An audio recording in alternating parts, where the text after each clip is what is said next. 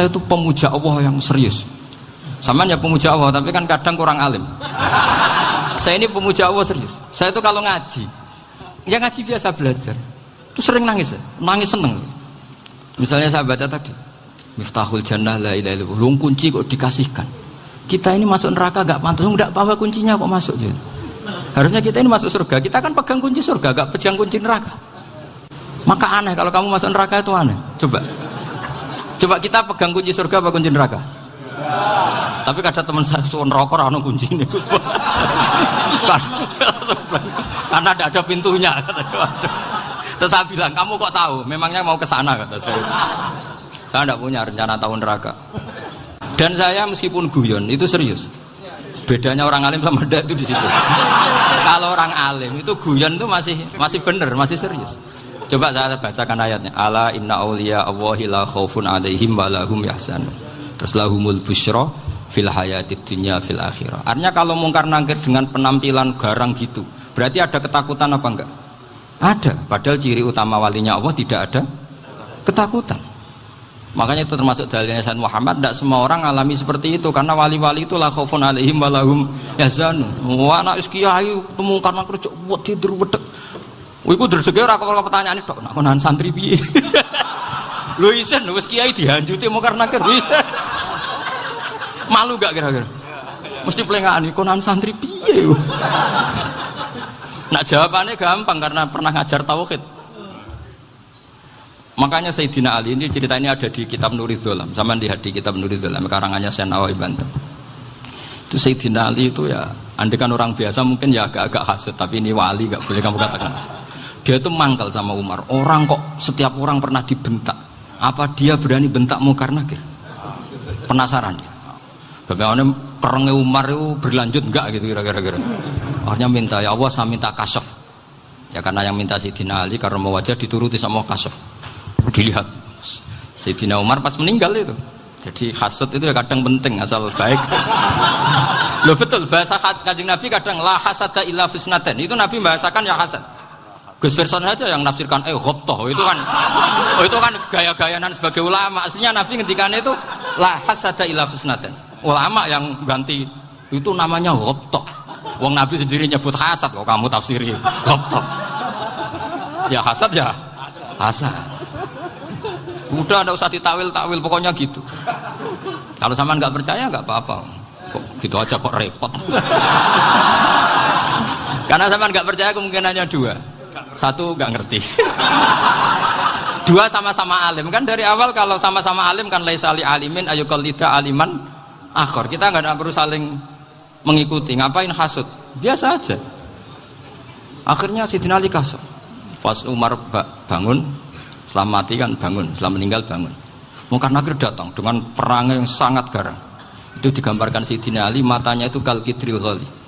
Kayak apa? Kendil yang apa? Menganga. Wah, seru. Sayyidina Ali senang, paling takut ini Umar. Senangnya bukan main. Wah, ini mesti takut Umar. Biasa. Ternyata enggak, Umar malah bangkit. Woi, mungkar nakir ya. Kamu tahu menghadapi siapa? Itu betul. Kamu itu menghadapi temannya ahabbal khalqi ilallah.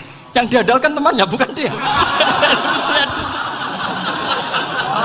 Kamu tahu yang kamu hadapi, saya ini teman kekasihnya Allah. Jadi boleh kamu mengandalkan Mbak Virjon. Tapi nanti resikonya mungkar nakir tanya, itu Virjon siapa? Wah itu masalah kan. Makanya syaratnya wali itu harus ma'rufun fis sama. Di langit sudah populer. Makanya dulu ada orang yang saking seninya Abdul Qadir ditanya apa saja jamnya Abdul Qadir Al-Jilani. Itu aman karena beliau populer. Makanya program kita harus populer dulu di langit.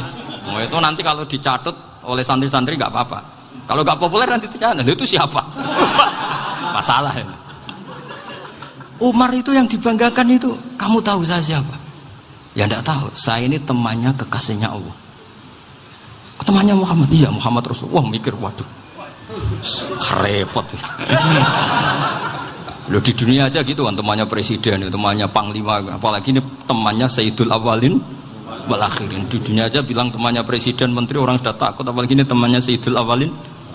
Yang mungkar nakir terus konfirmasi sama Allah, gimana ya Allah ini ngadepi. Sebetulnya yang diandalkan itu temannya, bukan dia. Wah, akhirnya sama Allah dibilang, ya Bu, ya sama seorang seperti itu Bu yang sopan. Terus semenjak itu mungkar nakir itu nggak selalu berpenampilan seperti itu, sangat. Jadi semoga itu konsisten sampai nanti. Jadi kamu kalau ingin nggak takut mungkar nakir, jadi wali dulu. Karena syaratnya tadi hanya wali sing la khaufun alaihim walahum yahzanun lahumul busyra fil hayatid dunya fil akhir. Jadi orang itu kalau ngaji itu harus khatam. Jangan semuanya kena pertanyaan. Dan kalau semuanya kena pertanyaan nanti repot. Kalau Nabi Muhammad ditanya waman Nabi juga. Nabimu siapa? Lu kan terus jadi aneh. Jadi makanya ngendikane Sayyid Muhammad semua ulama lah, enggak ada am kecuali ditaksis. Kecuali sifatnya Allah. Misalnya bikulli syai'in alim ya benar-benar bikulli syai'in. Tapi kalau am semuanya pasti ada taksis meskipun dalam muhawarah muhadasah biasa. Misalnya contoh gampang, istri kamu baru seneng kamu, Mas nak pengen apa-apa iku lapor aku, gak apa-apa Mas, mesti aku seneng gak sampean lapor. Iku dia pengen wayo. Wah langsung jare apa wae. Mesti apa wae maksudnya kecuali itu gitu. Padahal kalau ngomong, Mas sampean ingin apa saja tak dukung. Sampean bilang, kepengin iku wayo. Kira-kira disetujui apa enggak? Sama seperti kita kalau punya teman akrab, wes nang omahku gak apa-apa, anggap ya omahmu dhewe. Terus mlebu-mlebu kamar. Jadi tidak ada am kecuali ditaksis. Artinya kalau ada cerita bahwa orang mati pasti ngalami ditanya mungkar nakir, itu pasti ada am yang ditaksis. Itu pasti juga dialami para anbiya, para auliya. Karena ciri utama wali itu la khaufun alaihim walahum yahzanun. Kemudian saya yang mau cerita ya, supaya sampean bisa menghadapi dunia global ini, tak bawa tafsir Munir termasuk tadi. Ini saya baca ini karangannya Syekh Nawawi, karena tadi kata Mbah Firjon ngaji itu harus sama orang yang bersanad. Saya ini kalah sama beliau itu berkali-kali. Secara nasab saya harus manggil Mbah. Secara silsilah ilmu saya juga kalah lagi. Saya sering disowani sama cucu-cucu Syekhona Khalil. Kiai Siddiq itu termasuk murid dekat beliau Syekhona Khalil. Kalau itu berarti kan Gus Firjon, Ahmad, terus Mbah Siddiq. Mbah Siddiq ngaji Syekhona Khalil. Syekhona Khalil itu pernah ngaji langsung sama Sayyid Zaini Tahlan. Berarti beliau dari Sayyid Zaini Tahlan itu baru generasi kelima. Sementara saya itu sudah ke-7 atau ke-6. Saya, Mbah Mun, Mbah Karim misalnya, Mbah Hashim, Mbah Mahfud Termas, Sayyid Abi Bakar Sato yang arangnya Anatul Tolibin, baru Sayyid Zaini Tahlan. Berarti saya ke-7, kalah lagi. Tapi untuk jadi wali biasanya cepat saya. Karena syaratnya jadi mbah itu ngalah demi putu. Jadi kalau beliau ngotot, saya dulu Gusti, saya mbahnya. Wah itu mbah yang nggak baik. Pasti jatahnya dikasihkan apa? Cucunya dulu.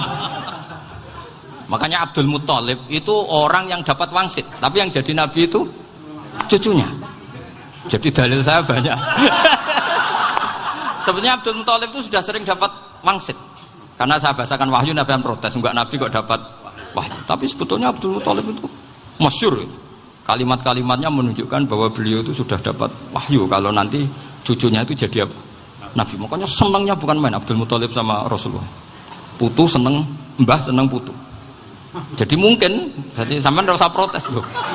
Yang jadi wali kok cucunya. Loh, betul. Dulu Mbah Hamid Pasuruan itu kalau Mbah Ahmad Siddiq ke sana, Mbah Hamid Pasuruan kalau manggil Mbah Ahmad Siddiq itu paman. Tapi pamannya minta ijazah ke ponaan. Apa ya gara-gara itu memang. Kalau itu masih berlaku, apa?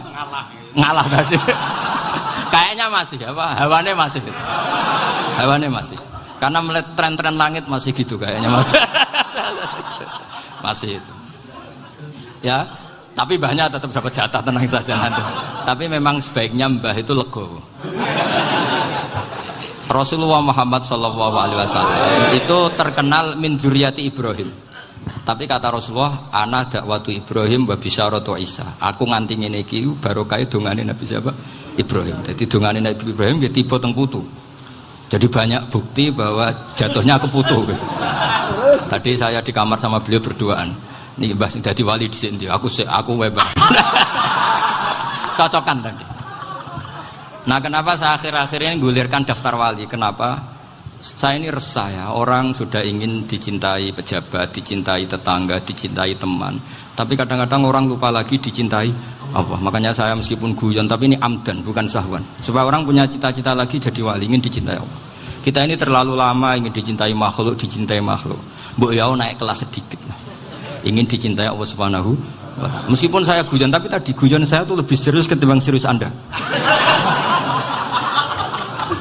Karena tak pikir.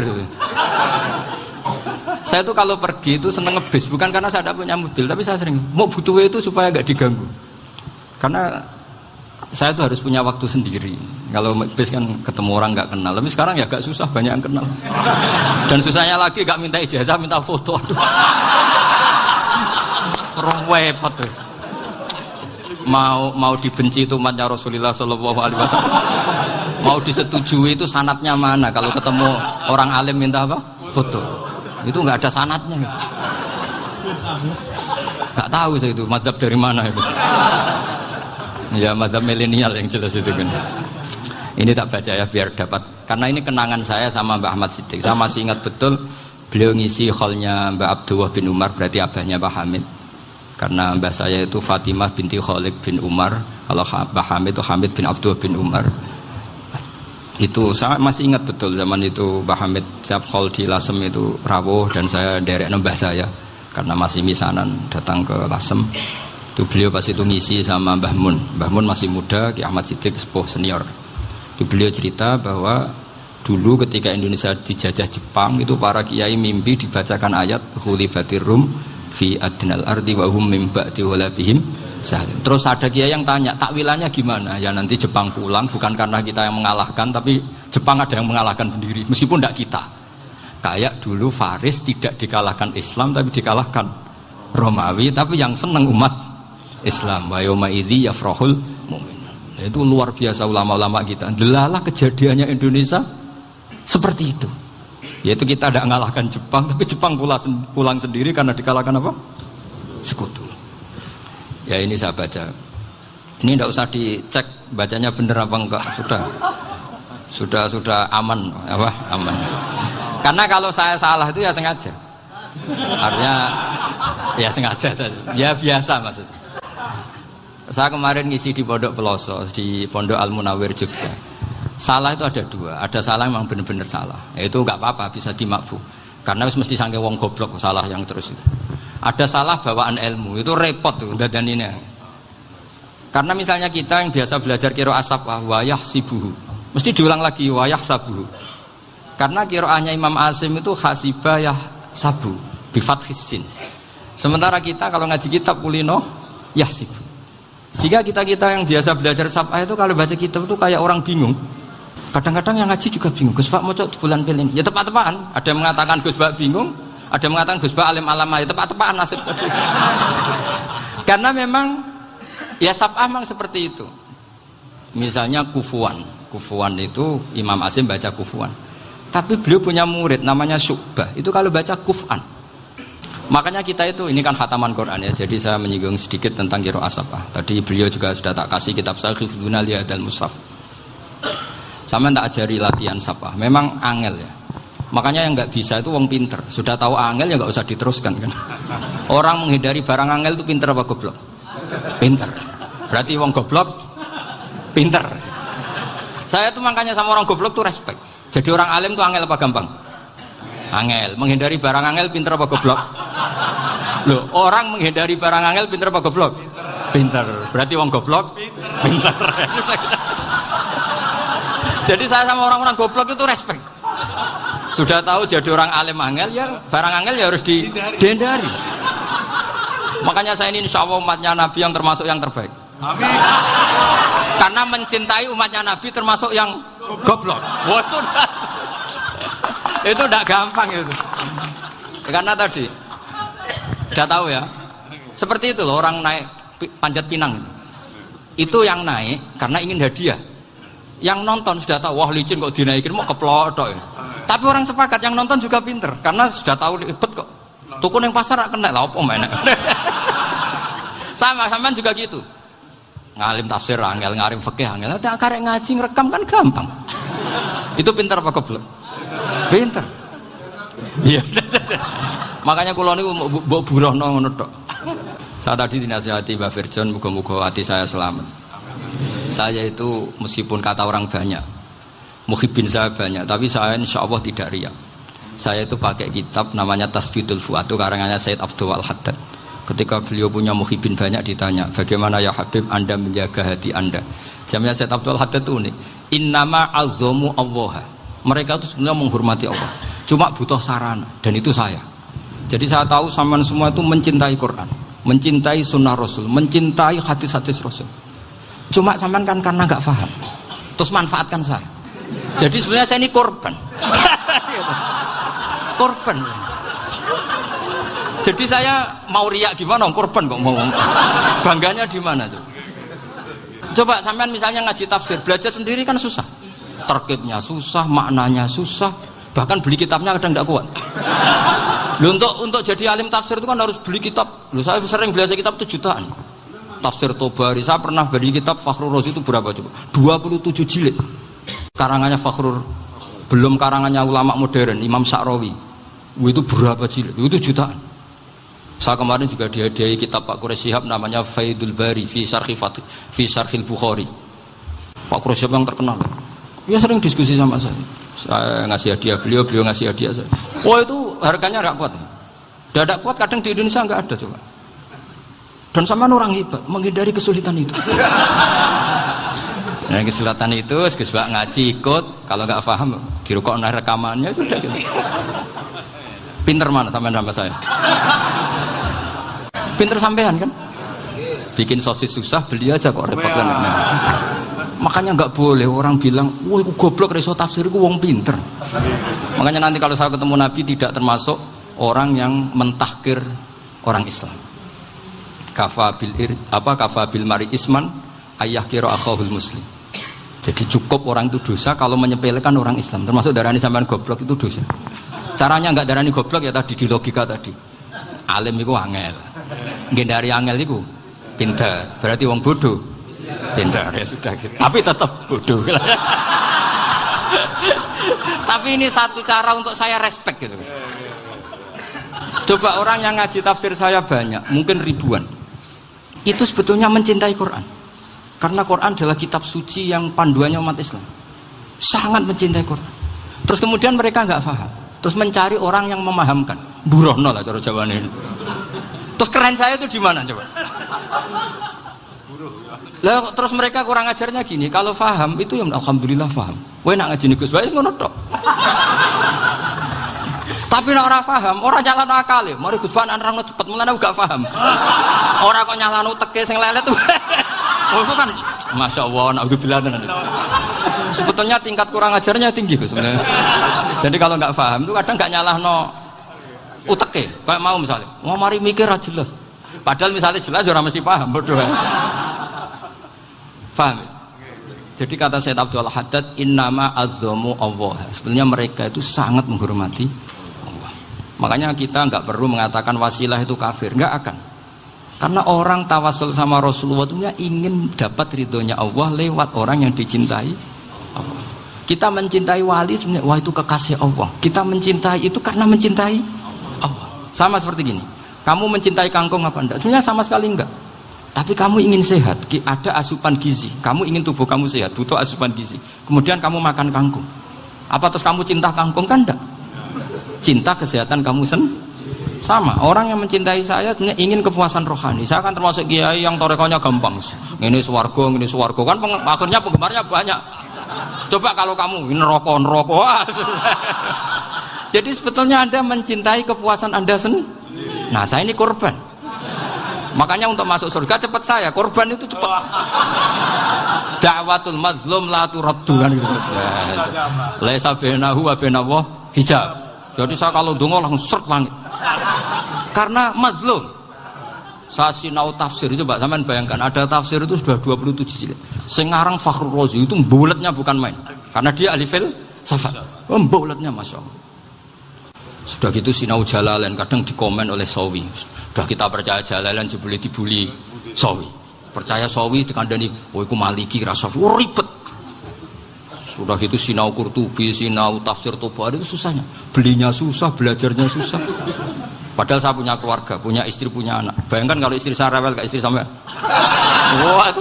Tapi alhamdulillah enggak. Sama sekali enggak. Allah sudah milihkan, wah ini bahaya kalau punya istri rewel. Imam Sibawai itu kitabnya banyak, tapi yang terbukukan hanya kitab Sibawai. Karena beliau kalau sudah belajar lupa istri. Hanya pas beliau di pasar, kitabnya dibakar semua sama istrinya. Karena dianggap saingannya. Ternyata yang dicerai tidak kitabnya, malah istrinya. Itu Imam siapa? Sibawai. Tapi alhamdulillah kitab saya nggak terbakar, aman. Saya teruskan ya. Jadi untuk menjaga riya dilatih innama azzamu Allah. Sebenarnya mereka itu menghormati. Sehingga wasail-wasail itu sebenarnya nggak pernah jadi subjek pelaku utama, tetap Allah. Sebab itu kata Sayyid Muhammad, kamu kok mengatakan wasilah itu kafir itu gimana? Ketika innallaha qad ba'atsa lakum taluta malika. Talut itu ya manusia. PD-nya itu apa? Inna ayata mulkihi ayyatiyakumut tabut fihi sakinatum mir rabbikum wa baqiyatum mimma taraka alu Musa wa alu Haruna tahmiluhul malaikah. Jadi beliau PD itu kalau bawa sunduk semacam peti sakti, sing di situ ada baqiyatum mimma taraka alu Musa wa alu Haruna tahmiluhul malaikah. Ya kayak semacam jimat. Tapi saya bukan mensyariatkan jimat enggak, karena nanti banyak penjual yang pembohong juga gitu loh. Cuma cerita, kamu tidak usah mengatakan kafir. Dulu Talut PD-nya kalau bawa sunduk semacam peti kesaktian yang di situ ada baqiyatum mimma taraka alu Musa wa alu Haruna tahmiluhul malaika. Sehingga Khalid bin Walid meskipun beliau sahabat dan menyaksikan wajah Rasulullah SAW, itu bawa sya'aratun min sya'aratihi Rasulullah SAW, bawa rambutnya Nabi. Perang kemana-mana itu diletakkan di pecinya. Nanti sama tanya lagi, masa pakai peci Khalid bin Walid ini? Wah panjang, sampai itu repot. Sampai tak warai ngaji usul fikih. Usul fikih itu kalau ngaji itu ada istilah tangkihul manat. Ini mesti wilayah yang kita bisa berdebat sama Mbah Firjon. Dulu itu musuh saya karena saya makili Anwar, beliau makili Peloso. Tapi tahu-tahu kalah tua terus saya mengundurkan diri. Di fikih itu ada istilah, ada tangkihul manat, ada tahqiqul manat, ada tangkihul manat. Tangkih itu kira-kira gini, lafadz hadis itu dibuang sekian untuk tahu bahwa itu madarul hukmi. Misalnya gini, tak beri contoh paling gampang. Sama harus paham, kalau nggak paham nggak pinter-pinter. Ja'a a'rabiyun ila Rasulillah sallallahu alaihi wasallam. Ya karena ini menghormati Mbah Ahmad Siddiq, saya orang alim, jadi ngaji ini tetap ada suasana alim. Ya harus ada suasana alim. Enggak perlu jadi orang alim tadi, susah. Sudah ngindari susah itu pintar. Sudah itu aja. Jadi orang alim susah, ngindari barang susah pintar. Berarti orang tidak alim pintar. Nah, meskipun tetap sudah itu pegangi sampai mati nanti. Loh, jadi orang alim itu repot. Itu kata Imam Ghazali, kalau orang alim kalau mau masuk surga itu sama Allah nggak boleh. Kif, kamu nggak boleh langsung masuk surga. Coba cari umat kamu, syafaati dulu. Dan saya takut nyari sampean tidak bisa kembali. Saya tidak punya rencana itu. Pokoknya mau masuk. Golek sampean kuaduan. Aduan balik raroh dewe, wah repot nanti saya. Berat jadi orang alim itu berat. Ya saya teruskan ya. Ada tangkihul manat. Ja'a a'rabiyun ila Rasulillah sallallahu alaihi wasallam. Faqala ahlaktu wa ma ahlakaka qal waqa'tu imraati fi nahari Ramadan. Ya sidang kita, saya ini rusak ya Rasulullah. Kenapa? Karena saya menjima istri saya fi nahari Ramadan. Terus kata Nabi, kamu harus bayar kafarah. Napa Nabi kafarah? Puasa 2 bulan. Wong baru 1 hari aja terjadi gitu kok disuruh puasa 2 bulan. Ya tidak kuat ya Rasulullah. Baru berapa hari saya puasa aja kecelakaan seperti itu. Apalagi kalau sampai 2 bulan. Tidak ya Rasulullah. Ya sudah kalau gitu kamu pertama ngasih makan apa? Itqu raqabah kan, pertama merdekakan budak. Tapi kan sekarang nggak ada budak makanya terus sekarang langsung puasa. Wah ini nggak bisa semua. Ya sudah ngasih makan orang 60. Kasihkan siapa ya Rasul? Ya orang fakir. Saya ini paling fakir. Di kampung saya ini orang paling fakir. Jadi mulai dulu orang fakir itu hubungan suami istri itu paling lancar. Mulai dulu. Makanya orang fakir itu anaknya banyak. Karena hiburannya hanya itu. Wong Ramadan aja. Coba mau ke ATM nggak punya uang, mau antri di bank nggak punya, mau apa coba? Itu mulai dulu. Ini sanadnya mutasil. Wah, akhirnya sudah sanksinya kan tadi ya idku raqabah atau puasa 2 bulan berturut-turut atau ngasih makan 60 orang miskin. Lalu kata ahli usul fikih, kata Arabi dibuang, nggak menjadi catatan hukum. Orang kota pun kalau melakukan itu juga kena sanksi yang sama. Imro'atau juga dibuang. Andai kan itu dilakukan untuk amatnya juga ketentuannya sama. Nah sekarang perdebatan antara Imam Syafi'i dan Imam Malik begini. Sekarang pertanyaan gini, jima istri itu hukumnya boleh apa haram? Boleh kan? Lalu kalau ada orang tanpa udzur kemudian makan siang-siang, cara Imam Malik hukumnya sama, harus kena sanksi yang sama. Karena sama-sama hadku hurmati Ramadan bi ghairi udzrin syar'iyyin. Sama-sama merusak hukum Ramadan tanpa udzur syar'. Lu jima itu tidak zina. Kan hukumnya jaiz. Nah, sekarang makan hukumnya jaiz, harusnya juga kena ketentuan yang sama. Cara pikirannya Imam Malik. Nah, alhamdulillah Imam Syafi'i gak setuju. Wah, cara setuju repot. Bahkan orang-orang Syafi'i sudah punya khilaf, kalau gitu minum dulu. Iya, biar gak kena. Iya, biar iftarnya pakai minum. Setelah minum baru jima kan. Ya. Ini sudah menyiapkan khilafnya. Ini khas Syafi'i ini, bongsong rekayasa hukum. Nanti bisa belajar jauh cara ngakali hukum. Makanya guyonan yang masyhur Gus Dur itu gitu. Ada seorang kiai atau Gus lah, ya punya salah, namanya manusia kan punya salah, entah cangkruk entah apa, pokoknya punya salah. Ada wartawan yang ngiranya semua kiai itu orang suci, sehingga tanya sama Gus Dur, Gus itu ada kiai kok, ya pokoknya salah lah. Tapi jangan bayangkan dosa besar, enggak, kecil-kecil aja. Itu gimana itu? Padahal kiai kan orang suci. Jawabnya Gus Dur lucu. Ya justru yang boleh salah itu para kiai. Kalau kamu nggak boleh. Loh, kok bisa Gus? Karena mereka tahu caranya tobat. Repot. Kalau kamu nggak tahu caranya. Sama pelanggaran hukum itu ya harus pakar-pakar hukum. Ya. Itu yang tahu caranya yang rekayasa. Kalau kamu ya kena pasal kan. Ya.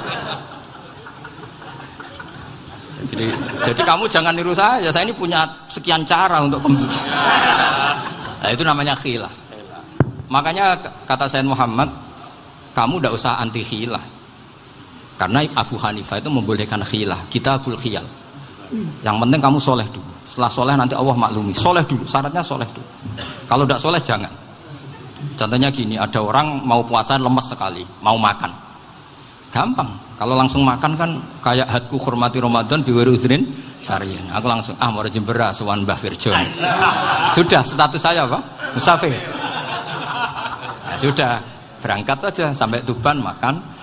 Nanti kalau nggak jadi ya nggak apa-apa sudah. Kan mulai pergi sudah musafir.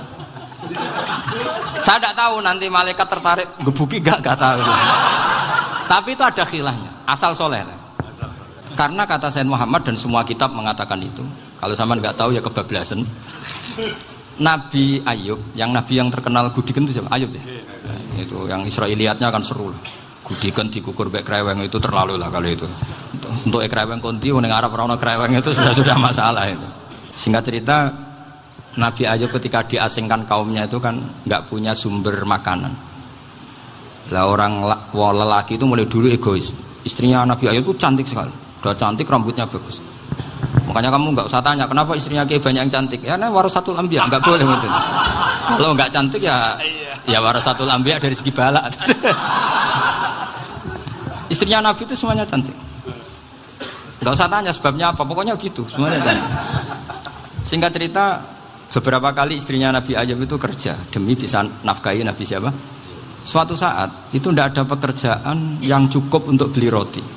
Satu-satunya peluang dapat rezeki itu putrinya raja itu rambutnya berondoli. Terus ada sayembara siapa yang rambutnya bagus mau dibeli. Sampai rambutnya istrinya Nabi Ayub itu dijual. Nabi Ayub tersinggung karena itu mengurangi kecantikan. Jadi lelaki mulai dulu gitu. Udah nggak urun kalau istrinya nggak cantik itu komplain. Itu khasnya lelaki. Jadi kalau kamu gitu ada sanadnya juga, tenang saja ya. Komplain ya pegawaian itu. Saking mangkelnya Nabi Ayub terus ngendikan la adriban naki mi'ata sautin. Kamu akan saya pukuli dengan mi'ata sautin atau dengan 100 cambukan. Atau mi'ata dikhtin atau mi'ata apalah sesuai konteks zaman itu. Engko namanya pecut tuku konti kok ribet lagi. Singkat cerita, akhirnya ketahuan bahwa istrinya menjual itu demi Nabi Ayub. Allah nggak ridho kalau kekasihnya, yaitu istrinya Nabi Ayub, wis perjuangan kayak gitu malah kena hukuman. Tapi Allah juga nggak ingin kekasihnya yang bernama Ayub melanggar sumpah. Padahal beliau sudah sumpah, wallahi demi Allah nanti tak pukul dengan 100 kali. 100 kali dengan lidi lah misalnya, contoh yang gampang tuh lidi. Akhirnya sama Allah dikasih satu solusi. Wa khud biyadika dikhsan fadrib bihi wala tahnas. Ya sudah, lidi itu ikat jumlahnya 100. Terus pukul sekali saja. Anggap saja sudah 100. Iku pangeran sing wari ngakali ngono iku pangeran. Tapi syaratnya soleh. Syaratnya soleh. Jadi kalau kamu anti khilaf berarti anti ajarannya Allah di ayat itu. Wa khud biyadika dikhsan fadrib bihi wala tahnas. Itu dulu ada, ini cerita di Ithaf, ini cerita terakhir, ini sudah, sama jangan nama sudah. Terus pengumuman tadi, yang nggak pernah sepuh ngutang saya itu haram tadi.